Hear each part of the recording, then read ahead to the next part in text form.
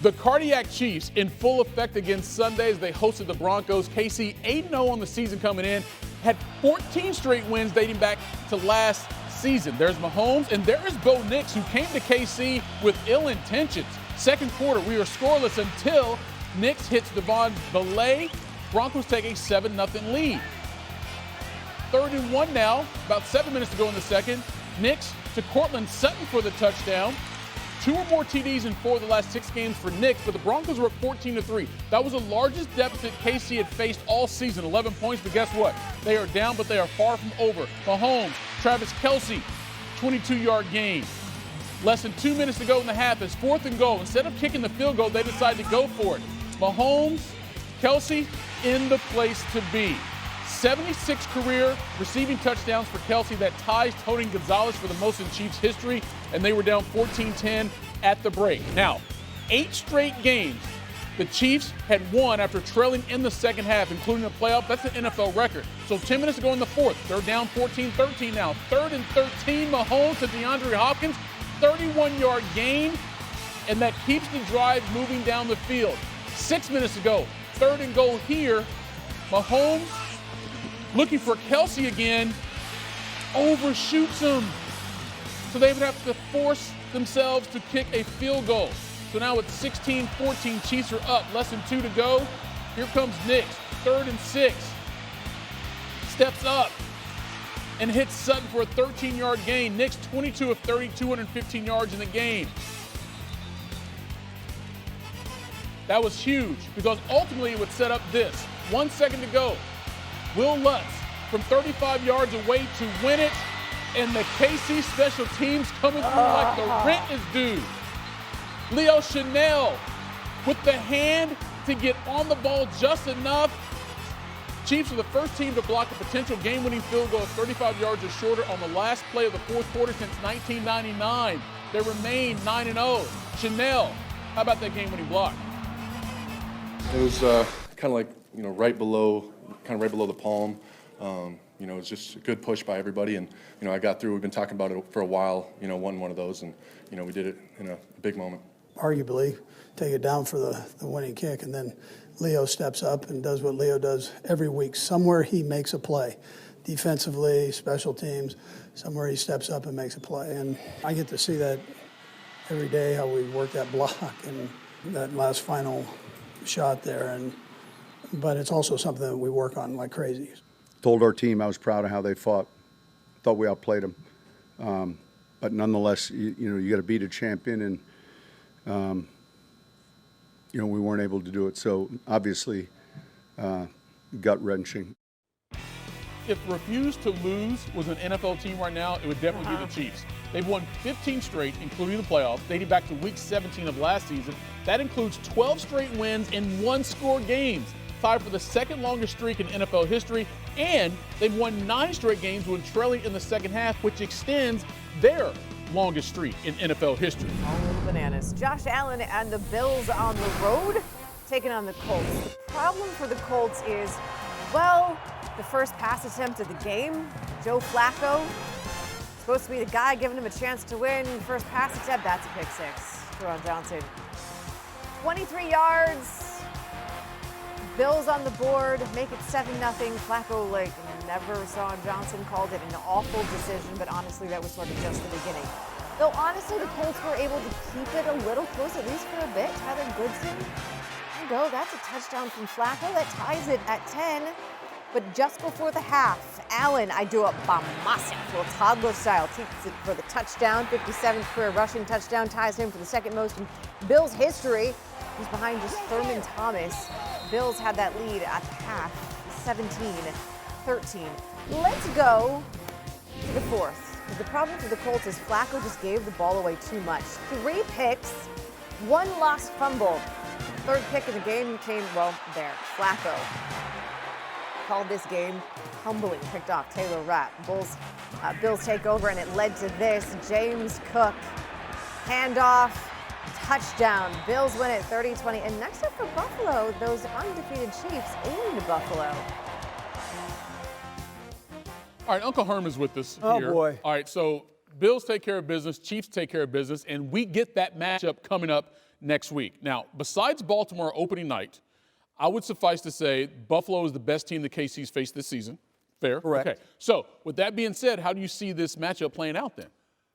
Well, if it continues to be the matchup we've seen the last 3 times, the Buffalo Bills have beat the Kansas City Chiefs. Mm-hmm. Buffalo's playing at home. Yep. They understand this is the team that they have to go through, especially in the playoffs. I think Buffalo wins this game. Really? Yeah. The Chiefs are playing close games. When you play against the Buffalo Bills, they got to close it. They got to win. It's the quarterback. Okay. He'll close the game out. And this team has a lot of confidence playing the Kansas City Chiefs, especially in the regular season. They won the last 3 contests. I was going to say, it can only be the regular season because everyone remembers what happened in the playoff game. Playoffs, whole different story. All right, consider this, though.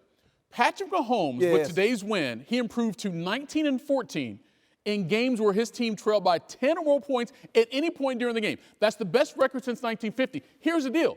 He's the only player that has a winning record in those situations since 1950.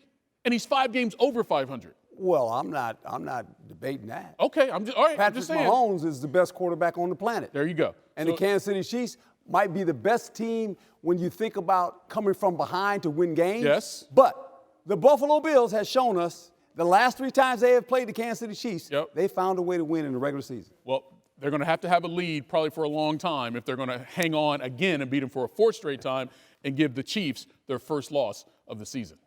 The top 2 teams in the NFC West trading helmet paint on Sunday. The game went down to the wire, and the race for the division could do that as well. What am I talking about? Tampa doesn't play in that division. That's a huge mistake, Eves. You're a professional. Do better. Well, Christian McCaffrey trying to do better his first game of the season after missing 8 games with calf and Achilles issues. That is Bucky Irving, though, that gave the Bucs a 17-13 lead. Approaching the 12-minute mark in the 4th, Jake Moody, from 50 yards, that's wide left. Kyle Shanahan is like, what are we doing? Because we're down 17-13. Brock Purdy to McCaffrey. He had 107 scrimmage yards on 19 touches. Not a bad first game of the season. Same drive, 2nd and 10, 49ers at the 11. Purdy. George Kittle. George Kittle, where are you, George Kittle? You know where he is? Right where he needs to be.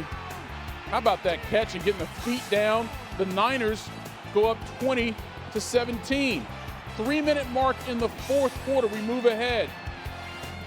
Moody out there again to give a try from 44 yards. No. Trash. He missed 3 kicks on the day. Shanahan's like, what are we doing? And guess what? Players are frustrated too. Deebo Samuel getting into it with Tabor Pepper. He's a long snapper. He's not even Moody. So clearly defending his boy, there's some stuff inside the team going on. Baker Mayfield, pressured by Nick Bosa, refused to go down, ends up hitting White for a huge first down. I mean, look, it's like a toddler at bedtime, refusing to go down. Buccaneers settle for a field goal. I want some water. So they end Need up a snack. tying the game at 20-all. 23 seconds to go in the game. Purdy, Juwan Jennings. That's a big play to get the first down, to get the yardage. Now they're in field goal range, 3 seconds to go. Moody's out there. Can he win it?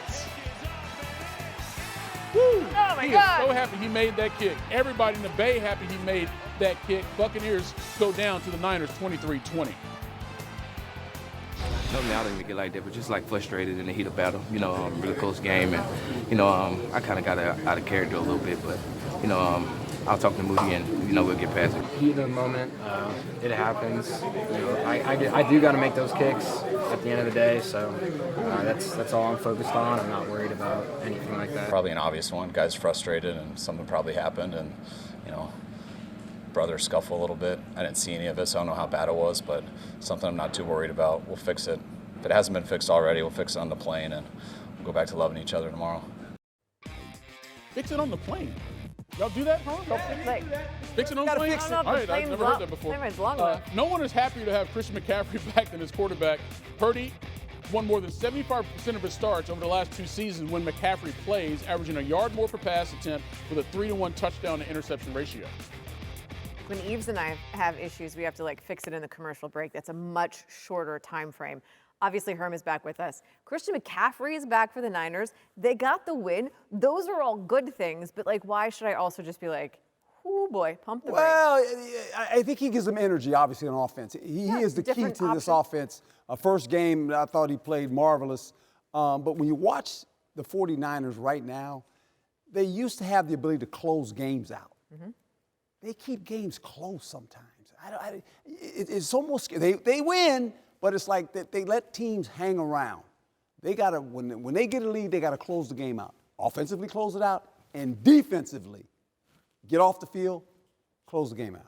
You've been saying this about them from like week 1. Yeah, Story keeps. They're not this dominant defense they used to be. They used to be dominant on defense. All right, I gotcha. All right, stand by.